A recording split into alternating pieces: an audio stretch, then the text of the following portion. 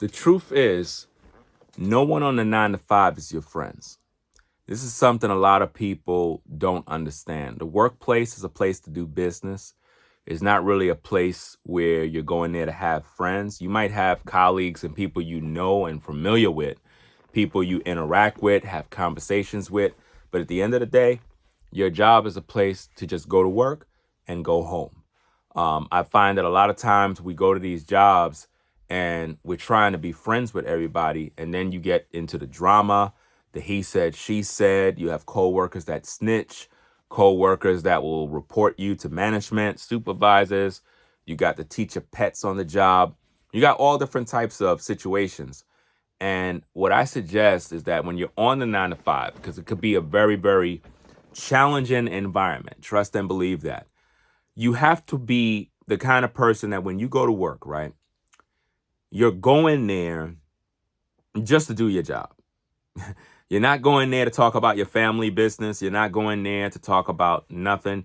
You might have, like I said, coworkers that you conversate with or have conversations with in terms of sports, job related issues. You may talk about the latest current events. That's just job politics. That doesn't mean everybody you work with is your friend. You might be cool with certain people on the job. I'm not saying that you can't have any sort of friends on the job or there can't be a possibility of relationships being birthed from the 9 to 5. There are situations where you might have a colleague or someone at the job that you're cool with. What I'm trying to say here is the 9 to 5 is really not for that. The 9 to 5 is just a place where you do your job and go home. And I find that a lot of times we put our trust in everybody at the job. And then when things don't go the way we want, that's when we get upset. That's when we get mad because we're like, dag, I thought bro man was cool with me. I thought dude was official, and then he betrayed me. Well, that's because you put your trust in him. You know what I mean? That's not something you should do. You can't really put your trust in coworkers. I'm not saying for you to be suspicious of all your coworkers. What I'm saying is that you just don't understand principles. You're there to do a job. That's it. You're not there to make friends with everybody. Yes, you have to be a team player on the job. Yes, you have to work with your coworkers, and you have to have a certain good work ethic. All of that is important. What I'm saying is a lot of times we go to these jobs looking for friends, looking for long-term friendships. You feel too comfortable with people. You begin to tell people your personal business. And these are things you got to keep at a minimum, especially when it comes to the workplace. You can't have conversations about very, very personal, intimate details about your life, because when you tell people these things in the workplace, there's a possibility they're going to share that with somebody else. So you got to be prepared. If I tell this person my personal business, if I tell this person a secret, if I tell this person something that is very dear to me, will they share that info with someone else? 99.9% of the time, they're going to share that with someone else. So if you're sharing information with anyone on the job in terms of coworkers, let it be information that you don't got a problem with anybody knowing.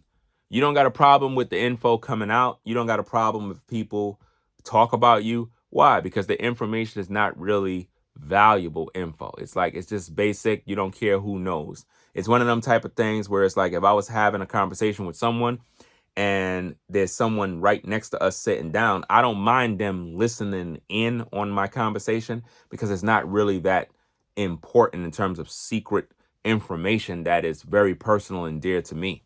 So as workers on the 9 to 5, just do your job. Just go to work, do your job, go home, and repeat process. And in the process of you doing your job, you're supposed to be working on your goals. That's the bottom line. I think one of the biggest issues, especially with the last video I did regarding are we meant to be on the 9 to 5, is that a lot of people are at 9 to 5s and they don't have goals. Like, they're just working, but they don't have no goal in terms of something that they're working on, a business, some sort of entrepreneurship, something that they're doing. It's like they just don't have nothing that they're doing. So it's like Of course, your job is going to be stressed out. Of course, you're not going to like none of your coworkers. Of course, you're going to hate the place because you have no direction. And I think that when you're on the 9 to 5, you must have direction. You must be the kind of person that know where you're going in life. In other words, you're at the 9 to 5, but at the same time, you see yourself somewhere else. You see yourself with that business. You see yourself prospering. You see yourself excelling in different walks of life. That is what you're supposed to have at the forefront of your mind when you're at the 9 to 5. Of course, you got to deal with the hustle and bustle, punching clocks, traffic, driving, crazy coworkers, rude supervisors, you name it. I've been there, I've done that. So I know what that is like. But at the same time, with the good comes the bad and the ugly. And you have to be appreciative of the fact that you got a job and you're able to pay your bills. So I wouldn't be so quick to condemn the 9 to 5 experience as if though it's just like a horrible time. We all got to work. We all got to survive. We're all trying to obtain the same thing in life. And pretty much that's peace, tranquility, quietness, and just being able to be financially stable enough to not worry about bills and money and this and that. That's what we're all striving for. So when you're at the 9 to 5, please don't get caught up in job politics. Please don't get caught up in the he said, she said. Don't get caught up with workers that gossip about other workers, because it's going to come back and bite you. Because if there's something that goes down, that very same person that told you all the business may end up telling his superiors that they spoke to you. And maybe you were the one that spread the info. And this is how gossip causes people problems. This is why I don't like bochinche. This is why I stay out of the way. And this is why when I was on the 9 to 5, I rolled solo. It doesn't mean that I didn't have certain coworkers that I was cool with, because I did have cool coworkers at the end of the day, but I just stayed out of the way, meaning I wasn't there trying to mix mingle with everybody's situation or trying to have conversations with everybody, or better less, telling them about my personal business. I mean, these type of things I kept at a minimum. And of course, when you're on the job and you're talking with coworkers, there might be an exchange of information. This is why I always say that when you're communicating with people, whether it's in a job setting or a formal setting or whatever the situation, maybe you're dating someone, it's always a good idea to have an even exchange, which means if I share info about my life, I'm expecting you to do the same. I'm expecting you to reciprocate that same energy, because I don't want to be one-sided where I'm telling you all about my life and you're not telling me nothing about your life. That's problematic right there. So at the end of the day, people, I feel that we have to appreciate where we are with our jobs. We have to consider the costs, count the costs, and always have the mindset of improving. If you're happy with where you are with your 9 to 5, you're being paid well, then be thankful.